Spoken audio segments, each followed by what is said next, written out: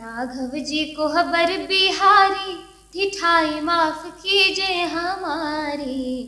राघव जी को हबर बिहारी, ढिठाई माफ कीजिए हमारी। हम सब सिया जी की सखियाँ सहेलियाँ, हम सब सिया जी की सखियाँ सहेलियाँ। कोई सरहज कोई सारी, ढिठाई माफ कीजिए हमारी। राघव जी को हबर बिहारी, ढिठाई माफ कीजिए हमारी। शबरी सवार रास्ता आएंगे राम जी, शबरी सवार रास्ता आएंगे राम जी।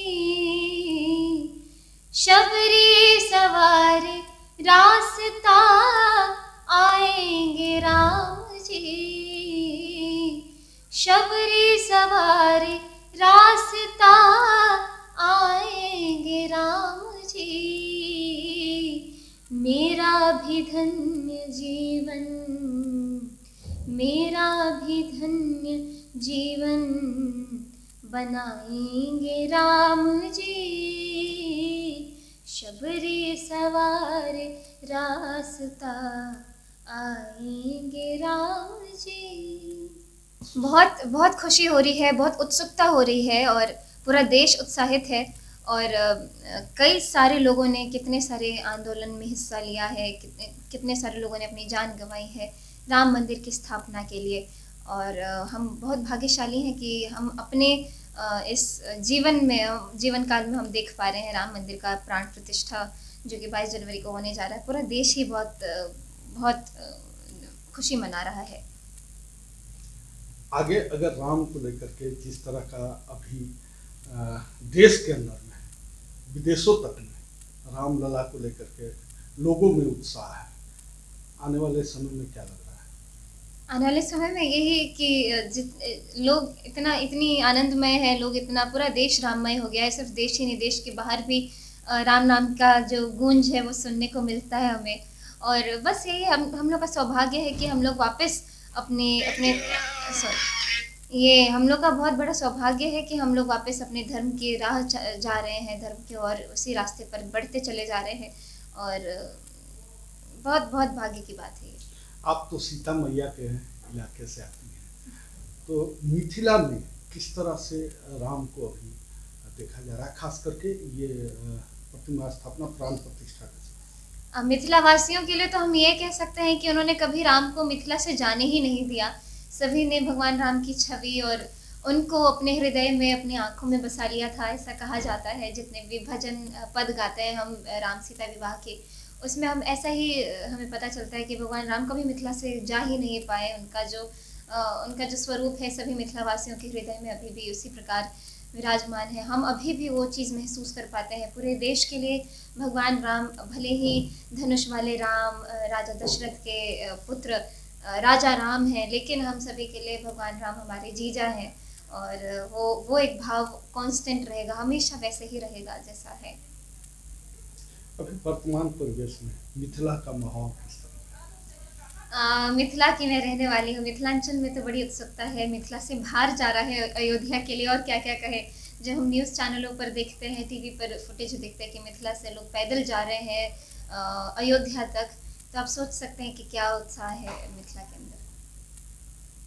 बिहार और उत्तर प्रदेश के बीच के राम और सीता मैया का जो संबंध है, या जो अभी भगवान की अभिभूति हो रही है, विश्व इसको देख रहा है।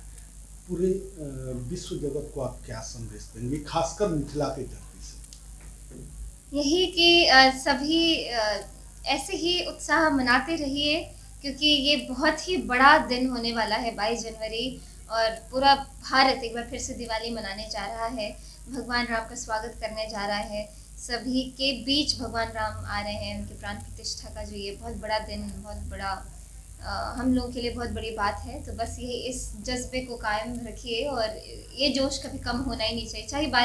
चाहे 22 जनवरी वाला दिन बीत जाए या फिर ये साल बीत जाए, लेकिन वो जो मन में हमारे जो भगवान राम के प्रति जो स्नेह, जो अब हम लोग एकदम से ये लहर देख पा रहे हैं, ये कभी थमे ना, हमेशा ऐसी बरकरार रहे। एक मिथिला की तरफ से हम्म। अब रामलला को जिस तरह से अभी प्रतिमा का अनावरण हो रहा है, तो नया क्या आप दे रही हैं, खासकर अपने राम भक्तों को? मैं लगातार मैं, ऐसा नहीं है कि अभी राम मंदिर का जिक्र छिड़ा है और राम मंदिर की बात हो रही है तभी मैं राम भजन गा रही हूँ, ऐसा नहीं है। मुझे लगता है मैं जब से पैदा हुई हूँ, जब से मैं बड़ी हुई हूँ, मतलब बोलने की समझ आई है, सुनने की समझ आई है, सीखने की समझ आई है, मैं तभी से राम भजनों को लगातार गाए जा रही हूँ, सुनते जा रही हूँ, रामचरितमानस का पाठ लगातार करते आ रही हूँ। तो मेरी तरफ से यही है कि मैं वो भजन लोगों को सुनाऊं जो कि बहुत पारंपरिक है, जो लोग अभी किसी भी हाल में सुन नहीं पाते हैं, लेकिन हमारे दादा दादी, उनके भी पहले के जो हमारे जो पूर्वज रहे हैं, जिन्होंने इन भजनों को गाया है, जो भजन विलुप्त हो गए हैं, उन भजनों को वापस उठा उठा के ढूंढ ढूंढ के मैं सभी यंगस्टर्स के बीच में लाऊं। सीता मैया की नगरी से कहा जाता है कि रामलला को लेकर के एक पारंपरिक गीत आप लोगों द्वारा गाया जाता है, तो कौन सा पारंपरिक गीत है? बिल्कुल। कई सारे पारंपरिक गीतों को लगातार गाते आते रहते हैं, लेकिन अभी जो मेरा फिलहाल में जो मेरा फेवरेट मन पसंदीदा गीत है वो ये है। राघव जी को हबर बिहारी, ठिठाई माफ कीजिए हमारी। राघव जी को हबर बिहारी, ढिठाई माफ कीजिए हमारी। हम सब सिया जी की सखियाँ सहेलियाँ, हम सब सिया जी की सखियाँ सहेलियाँ। कोई सरहज कोई सारी, ढिठाई माफ कीजिए हमारी। राघव जी को हबर बिहारी, ढिठाई माफ कीजिए हमारी।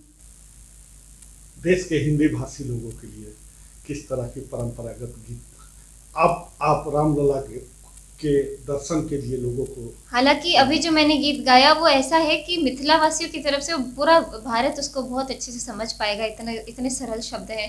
लेकिन मैं कुछ और सुनाती हूँ आपको। माता शबरी का जो प्रसंग है उससे जुड़ा हुआ ये गीत है, जो कि मुझे बहुत पसंद है।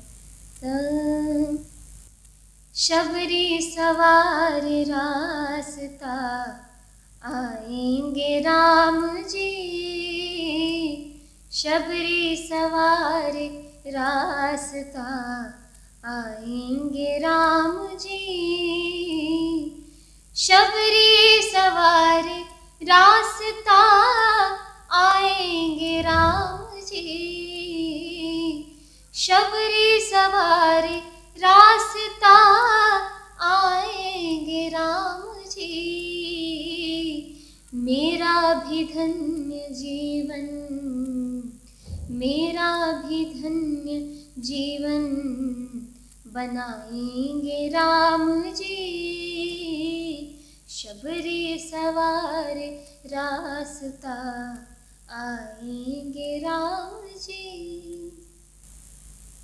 रामलला को लेकर के एक ये अंतिम सवाल, रामलला को लेकर के क्या संदेश आप खासकर सनातन संस्कृति से जुड़े लोगों को दें?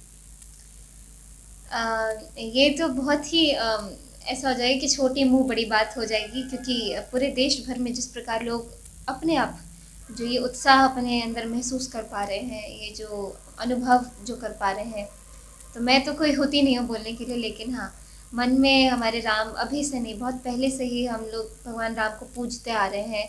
लेकिन खुशी मुझे इस बात को देख के हो रही है कि अभी बच्चा बच्चा भी भगवान राम के नाम को बहुत जोश के साथ लेता है और एक अलग ही ऊर्जा महसूस कर पाता है। तो बस ये हमेशा सदैव इसी प्रकार कायम रहे और लोग धीरे धीरे जो एक समय पर जो वेस्टर्न चीज़ों का जो प्रभाव आया था, बहुत ही तगड़ा प्रभाव आया था हमारे यंगस्टर्स या हमारे जनरेशन के लोगों पर, वो जो अभी जिस प्रकार वो धीरे धीरे छटते जा रहा है, कम होते जा रहा है। तो यही आशा है कि लोग हमेशा अपने मूल जो अपने धर्म का ख्याल रखेंगे, अपने विचारों का ख्याल रखेंगे और बस ऐसे ही रहे। भारतीय राजनीति में राम जी इस बार आएंगे क्या? राजनीति और इस सब में तो बहुत ही ज़मीन आसमान का फासला है, वो तो बिल्कुल ही अलग चीज़ है। मैं तो अपने धर्म की बात कर रही हूँ और अपने अपने मैं विश्वास की बात कर रही हूँ, मुझे राजनीति से कोई लेना देना नहीं है।